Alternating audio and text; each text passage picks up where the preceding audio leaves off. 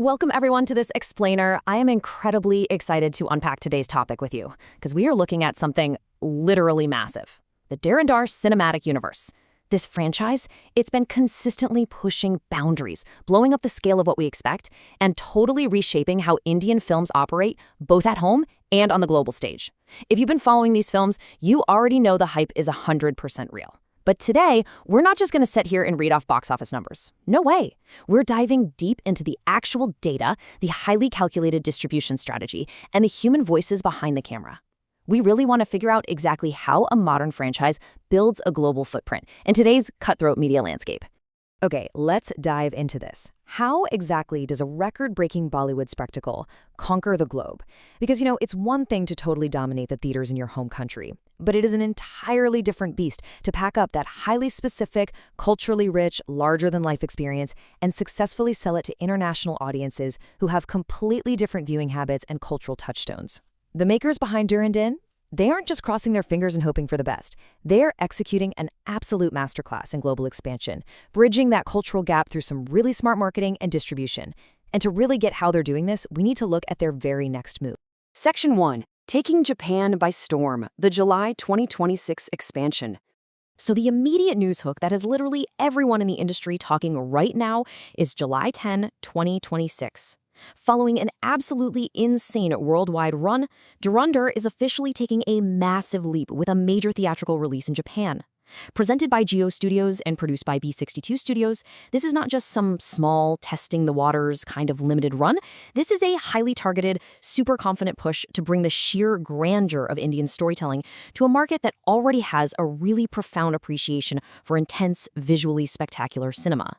Japan has always been a fantastic market for sweeping epics, so planting a flag there, that's a monumental strategic step for the franchise's global footprint. And the way they're pitching this to the Japanese market is honestly brilliant. To mark the announcement, the lead star of the franchise, Ranveer Singh, actually recorded a special video message directly inviting Japanese audiences to experience the film on the biggest screen possible. He called it an immersive cinematic spectacle, a powerful blend of drama, intensity, scale, and emotion. From a marketing standpoint, this is so smart. By having the lead actor speak right to a brand new demographic, you instantly build this parasocial connection. He's not just saying, hey, look at these cool explosions. He's highlighting that the core appeal of the film is its emotional sensory storytelling, tuning that message perfectly to resonate with this new crowd. Moving on to Section 2, a record-breaking franchise, building the cinematic juggernaut. Let's take a quick step back and look at the actual cinematic infrastructure that makes a global leap like this even possible. And a huge, absolutely crucial part of that is the sheer firepower of this ensemble cast. We're talking Ranveer Singh anchoring the whole thing alongside absolute industry heavyweights, Akshay Khanna, Sanjay Dutt, Arjun Rampal, and Armadavan, plus an incredibly deep bench of supporting talent like Sara Arjun, Rakesh Bedi, Gaurav Gera, and Danish Pandor.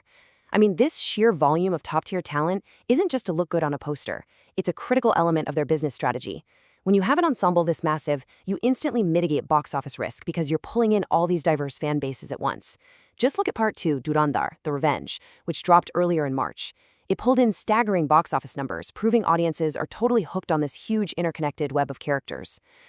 But, when you have an expansive cast like that, you need a serious visionary to steer the ship, right? Otherwise, it just falls apart. That brings us to the core creative team. The entire franchise is directed, written, and produced by Aditya Dar. So the heavy lifting of building this entire universe falls largely on his shoulders, working right alongside fellow producers Jyoti Deshpande and Lokesh Thar. This structure is absolutely vital. By having a singular creative voice driving the writing, directing, and producing, they avoid the dilution of quality that usually happens when you try to scale a franchise. It's this core team, backed by the immense resources of Geo Studios and B62 Studios, that meticulously crafted a cinematic juggernaut stable enough to take on the world. Section 3. Raw, Undecca, and Online. The dual-pronged streaming strategy. Now the theatrical release? That's only half the story. To keep the momentum going, they unleashed this brilliant dual-pronged streaming strategy. Because you really have to figure out how to keep a fandom deeply engaged long after the theater lights come up. And they didn't just dump the standard theatrical cut on a streaming app to die out after a weekend. No, they created what they call Raw and Undecca, Basically, these are extended, completely uncensored, and highly detailed behind-the-scenes versions of the films. This is literally catnip for superfans.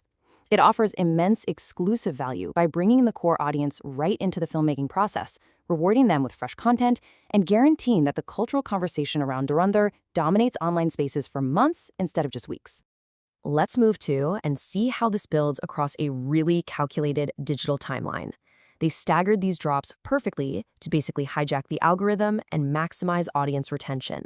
So, on May 15th, the raw and undecca version of Part 1 hits international audiences on Netflix and Jio Hotstar.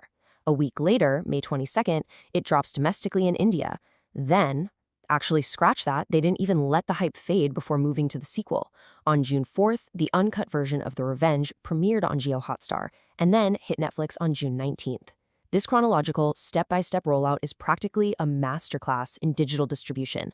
They made sure the franchise was actively trending and popping up on homepage algorithms practically every single week through May and June. Section 4. Grounded in massive success, the human foundation. With all this talk about global expansion, algorithms, and massive cast lists, it's really easy to lose sight of the actual human foundation behind it all. I want to bring in a much warmer, grounded perspective here from actor Yami Gautam, who happens to be married to the director Aditya Dar. When Grazia India asked her how they're handling this earth-shattering success, she gave this fascinating peek into the psychology of their creative environment. She said, "Nothing has changed us as people. That also comes from Aditya and the kind of person he is, very unaffected and extremely humble." It is so striking, isn't it? On screen, the franchise is all about massive scale, revenge, and intensity. But off-screen, the environment driven by the director is intentionally calm and largely untouched by the absolute frenzy of box office madness. And what's really interesting about this slide is the resilience it shows through all the highs and lows. Yami went on to discuss their broader spiritual mindset, noting that as a team, they've seen wildly different phases, extreme vulnerability, and a totally unpredictable industry. She shared this powerful thought. Good things happen to good people. What's meant for you may be delayed, but never denied. That is such a crucial reminder. Behind practically every overnight record-breaking cinematic success are usually years of delays, quiet struggles, and sheer perseverance. That spiritual and mental grounding, that is the exact foundation you need to handle sudden, extreme global fame without compromising your artistic vision or losing your mind in the process. Which brings us to our final takeaway. So, what does this all mean? With these highly curated, value-added OTT extensions and super aggressive global theatrical runs, like the upcoming release in Japan, is Dhurandhar writing the new playbook for Indian cinema? The strategy here absolutely proves they aren't just releasing movies in the traditional sense anymore. They are engineering multi-platform, multinational lifecycle events that maximize your engagement from the minute you sit in the cinema seat all the way to your smartphone screen months later. It is an incredibly exciting time to observe the evolution of this medium, and it certainly leaves us all eager to analyze what Aditya Thar, Ranveer Singh, and the rest of the industry are going to execute next.